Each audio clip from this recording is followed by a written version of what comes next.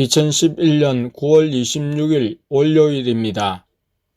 다음은 땡망 자매님의 글입니다. 오늘 저녁 10시쯤 기도할 때 예수님께서 천국에 가자고 하셨습니다. 무기를 써서 예수님이신지 확인하고 천국에 갔습니다. 천국에 갈 때 천사 한 명이 보였습니다. 예수님께서 내 수호천사라고 말씀하셨습니다. 예수님과 그 천사와 천국에 가서 어떤 건물로 갔습니다. 이 땅에서 하는 기도가 글씨로 보이며 그 글씨들이 천국까지 올라왔습니다. 그리고 녹아서 보석이 되었습니다. 여러 가지 종류의 보석이 되었습니다. 진주도 있었고 사파이어, 다이아몬드 등 여러 가지 내가 모르는 보석도 많았습니다. 기도가 보석이 돼서 보석함에 담겨졌습니다. 예수님께서 천사들을 시켜 내 보석함을 가져오게 하셔서 보여주셨습니다. 곁에는 꾸며지지 않은 평범한 보석함이었고 안을 열어보니 보석이 몇 개 있었습니다. 진주도 있었고 크리스털처럼 생긴 것도 있었습니다. 나는 다른 성도님들의 보석함도 궁금해서 예수님께 땡랑 사모님의 보석함을 보여달라고 했습니다. 그냥 제일 먼저 떠오른 분이 땡랑 사모님이었습니다.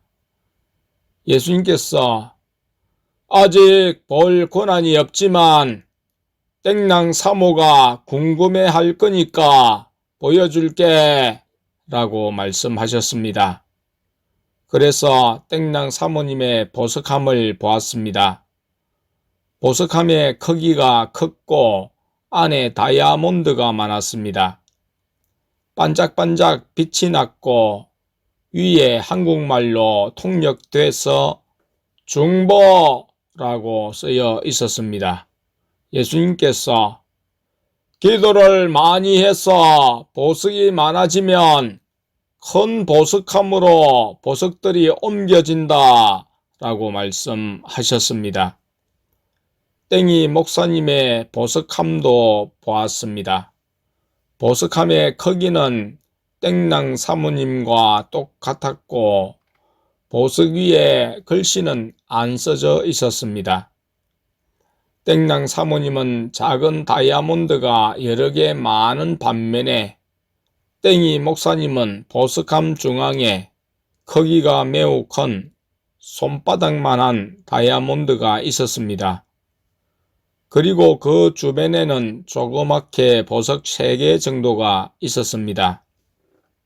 땡지기와 땡번양의 보석함도 보았습니다. 상자 생김새가 길쭉했고 안에 보석들이 가지런히 놓여 있었습니다. 둘의 상자와 보석은 쌍둥이처럼 똑같았습니다. 예수님께서 그 상자들을 보관하는 곳으로 데려가셨습니다. 진짜 넓고 천장도 높은 방이었습니다. 굉장히 큰 서랍장에 보석함이 놓여졌습니다. 한 서랍에 보석함이 하나가 놓여졌습니다. 그곳에는 서랍장을 포함해서 온통 다 금으로 돼 있었습니다. 그리고 천사들이 여러 명 일하고 있었습니다. 어떤 천사는 예수님께 인사드렸습니다. 예수님께 조원교회 성도님들의 보석함은 따로 분리돼서 보관되나요? 라고 여쭈자 예수님께서 아니, 여기에선 이름 순서대로 보관된다 라고 말씀하셨습니다. 그래서 서랍장 같은 곳의 윗부분을 보니 가나 다라라고 글씨가 보석으로 새겨져 있었습니다. 영어 순서로 된 서랍장은 또 방 어딘가에 따로 있는 것 같았습니다. 하지만 방이 너무 커서 다 돌아보지는 못했습니다. 어떤 천사가 서랍에서 보석함을 꺼내서 바닥에 보석을 다 떨어뜨렸습니다. 예수님께서 그걸 손으로 가리키시면서 성령의 사람이 타락해서 날 떠나면 그 보석함과 보석은 버려진다 라고 말씀하셨습니다. 천사가 보석함은 다른 곳에 버리려고 가지고 나갔습니다. 큰 창문이 있었고 그 밑에 피아노가 있었습니다. 예수님께서 피아노를 치셨습니다. 영원한 목자를 치셨는데 건반에서 반짝반짝 여러 가지 색으로 빛나는 음표들이 나왔습니다. 예수님의 연주를 듣고 교회로 다시 돌아왔습니다. 2011년 9월 28일 수요일입니다. 다음은 땡망 자매님의 글입니다.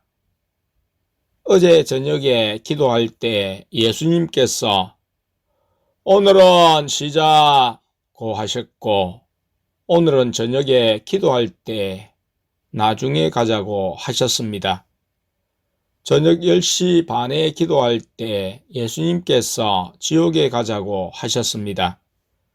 지옥에 가니 저번에 갔던 문이 4개 있는 곳이었습니다.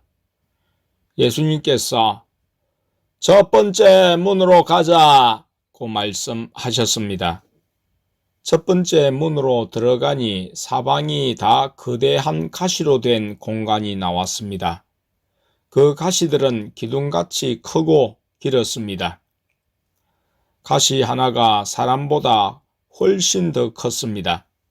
벽에도 가시가 있고 바닥에도 가시가 있었습니다. 마귀들이 영혼들을 가시에 던지면서 고문하고 있었습니다. 예수님께서 바닥에 있는 한 영혼을 공중으로 올리셨습니다. 그 영혼은 가시에 찔렸던 자국으로 몸통에 큰 구멍이 있었습니다. 사람 형상이었지만 몸이 비틀려져 있었고 심하게 얼굴이 일그러져 있었습니다. 그 영혼은 예수님을 보자마자 욕을 했고 예수님께 저는 살아있을 힘조차 없습니다 라고 말하며 공중에서 픽 쓰러져 앉았습니다. 예수님께서 너가 지옥에 오게 된 결정적인 죄가 무엇이냐? 라고 물으셨습니다. 그 영혼이 저는 살아있을 때 예수님을 믿는 사람들을 핍박했습니다. 예수쟁이라면 치가 떨렸습니다. 하지만 저는 예수님이 진짜로 계신 줄 몰랐습니다. 그래서 말 그대로 핍박했습니다. 교회 다니는 사람들을 미워하고 괴롭혔습니다. 라고 말씀드렸습니다. 예수님께서 그 영혼을 보며 마음이 아프셔서 눈물을 흘리셨습니다. 그렇지만 그 영혼을 지나가셨습니다. 지나갈 때 그 영혼이 예수님, 절 용서해 주세요 라고 큰 소리로 말씀드렸습니다. 하지만 예수님께서 그냥 지나가셨습니다. 두 번째 만난 영혼은 벽에 있는 가시에 찔려서 고통하고 있었습니다. 예수님께서 너가 지옥에 온 결정적인 죄가 뭐냐? 라고 물으셨습니다. 그 영혼이 저는 살아있을 때 노름을 많이 했습니다. 살아서 도박만 열심히 하다가 주어진 시간을 다 쓰고 지옥에 오게 되었습니다. 라고 말씀드렸습니다. 예수님께서 그곳을 떠나려 하자 그 영혼이 예수님, 제가 살아있을 때 도박만 하고 산 거 죄송합니다. 용서해 주세요. 라고 부르짖었습니다. 하지만 예수님께서는 미안하다 라고 말씀하신 후 그냥 가셨습니다. 조금 더 공중을 걸어가다가 예수님께서 한 손가락을 까딱 구부리셨더니 한 영혼이 자석이 당기는 것처럼 멀리서부터 끌려왔습니다. 예수님께서 그 영혼에게도 너가 지옥에 온 결정적인 죄가 뭐냐? 라고 물으셨습니다. 그 영혼이 저는 살아있을 때 예수님을 모르고 살았습니다. 그래서 제 마음대로 살다가 지옥에 왔습니다. 라고 말씀드렸습니다. 예수님께서 잘 알았다 라고 말씀하시며 뒤를 돌아가실 때 그 영혼이 예수님, 왜 구원은 예수님을 통해서밖에 얻을 수 없습니까? 저를 불쌍히 여겨주세요. 제가 예수님 모르고 산 것은 잘못했습니다. 용서해 주세요. 라고 말씀드렸습니다. 예수님께서 지옥에선 더 이상 긍휼이나 용서가 없다. 미안하다. 라고 말씀하시고 그곳을 떠나셨습니다. 다시 왔던 길을 되돌아가 첫 번째 문으로 나왔습니다. 예수님께서 어디론가 또 데려가셨는데 그곳엔 문이 또 5개가 있었습니다. 예수님께서 지옥의 크기는 무한이다 라고 말씀하셨습니다. 그리고 지옥에선 긍휼이 없다. 살아있을 때 나를 진심으로 찾는 사람은 내가 만나줄 것이다. 나를 사랑하는 사람을 나도 사랑한다. 누군가가 자기 십자가를 졌다고 해도 나를 사랑하는 마음이 없다면 그 십자가가 무슨 의미가 있겠냐. 하지만 십자가를 지는 것 또한 나를 사랑하는 마음 없이는 질 수 없는 것이다. 라고 말씀하셨습니다. 예수님께서 5개 문들 중 가운데 문으로 들어가실 것 같았는데 다음번에 가자 라고 말씀하셨습니다. 그리고 예수님과 함께 교회로 돌아왔습니다. 2011년 9월 29일 목요일입니다. 다음은 땡망 자매님의 글입니다. 오늘 밤 11시쯤 기도할 때 삼위 하나님께서 천국에 가자고 말씀하셨습니다. 천국에 가는 문으로 들어가니 넓은 들판이 나왔습니다. 그곳에서 예수님과 날아서 갔습니다. 조금 가자 밑으로 나무가 우거진 산들이 나오고 바다가 보였습니다. 경치가 진짜로 아름다웠습니다. 예수님께서 보여주고 싶은 풍경이었어 라고 말씀하셨습니다. 예수님께서 구름을 끌어오셔서 앉자 라고 말씀하셨습니다. 구름 위에 앉아서 예수님께서 내가 초원교회를 사랑한다. 왜냐하면 초원교회가 나를 사랑하기 때문이다. 라고 말씀하셨습니다. 잠시 침묵하신 후 또 예수님께서 말씀하셨습니다. 땡땡 집사는 올 거다. 나중에 뒤늦게라도 올 거다. 라고 말씀하셨습니다. 한동안 예수님께서는 조용히 아무 말씀을 안 하셨습니다. 땡땡 사랑 집사님은요? 라고 여쭈자 예수님께서 걔는 안 올 거다. 자기 것을 내려놓을 수 없었어. 라고 말씀하셨습니다. 그리고 또 나는 너희가 무언가 이룬 일이나 업적을 보고 너희를 적게 또는 많이 사랑하지 않는다. 내 사랑이 그렇게 바뀌는 것이면 너희가 얼마나 괴롭겠냐.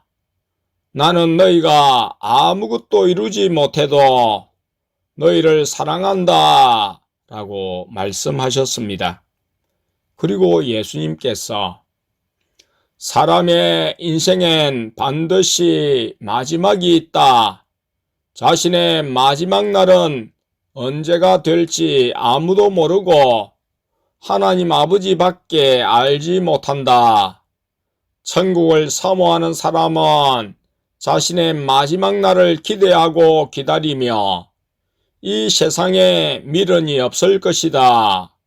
하지만 많은 사람들은 보이는 것과 세상 것들에만 관심을 둔다. 자신이 영원히 세상에서 살 줄로만 아는구나. 천국은 이미 다 준비되어 있다. 나의 신부들을 맞을 준비가. 하지만 내 신부들은 너무 적구나. 라고 말씀하셨습니다. 예수님께서 구름 위에서 계속해서 말씀하셨습니다. 카페나 블로그에 글만 읽고 마는 것은 의미가 없다. 초원교회가 진짜 내가 직접 인도하는 교회인 줄 믿는 사람은 초원교회로 찾아와서 나를 만나려고 할 것이다. 그리고 내 직접적인 인도를 받으려 할 것이다. 내가 사람들의 카페 가입을 허락해 주는 이유는 초원교회로 이끌기 위함이다. 그저 카페에 가입해서 글만 읽고 마는 것은 의미가 없다. 카페 글들을 읽고 그것을 믿고 정말 나를 사모하는 사람은 어떤 대가를 치르든 초원교회로 올 것이다. 초원교회로 오면 고난이 없다고는 약속할 수 없다. 하지만 초원교회로 오면 진짜 살아있는 나를 만날 것은 약속한다. 누구에게나 시련은 찾아온다. 그렇지만 그 시련을 어떻게 받아들이느냐가 그 사람의 믿음의 크기이다. 라고 말씀하셨습니다. 내가 예수님 자꾸 초원교회라고 말씀하시고 초원교회로 와야 한다고 강조하시면 많은 사람들이 이상하게 생각할 것 같은데요? 라고 말씀드리자 예수님께서 마귀 방언인 사람은 고침받을 수 있는 교회가 거의 없다. 하지만 초원교회로 오면 마귀 방언도 성령의 방언으로 바꾸어 줄 수 있다. 그리고 성령의 방언인 사람도 초원교회로 와야 한다. 내가 초원교회를 직접 통치하는 것을 안다면 그곳으로 오는 것이 맞지 않느냐? 내가 초원교회를 한 사람에게 알게 한다면 그 이유는 초원교회 성도로 만들기 위함이다. 라고 말씀하셨습니다. 그 말씀 후 예수님께서 초원교회는 성장할 것이다. 하지만 쉽게 성장하지 않고 힘들게 성장할 것이다. 그것이 내 계획이다. 여기까지만 말해줄게. 라고 말씀하셨습니다. 그때 성령님과 하나님 아버지께서 구름에 와서 함께 앉으셨습니다. 천국 풍경을 좀 더 바라보다가 예수님과 성령님과 함께 교회로 돌아왔습니다.